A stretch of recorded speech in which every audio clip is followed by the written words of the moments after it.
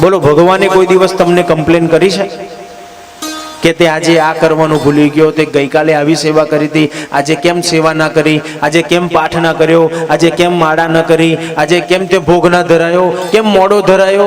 બોલો, કોઈ ભગવાને તમને ફરિયાદ કરી? નથી કરી અને કરશે નહીં. કારણ ભગવાન જાણે છે કે મારા ભક્તને બીજા ઘણા બધા કામ છે, એ આવશે જ્યારે એનું કામ પતી જશે ત્યારે આવશે મારી જોડે. એ વિશ્વાસ છે ભગવાનને.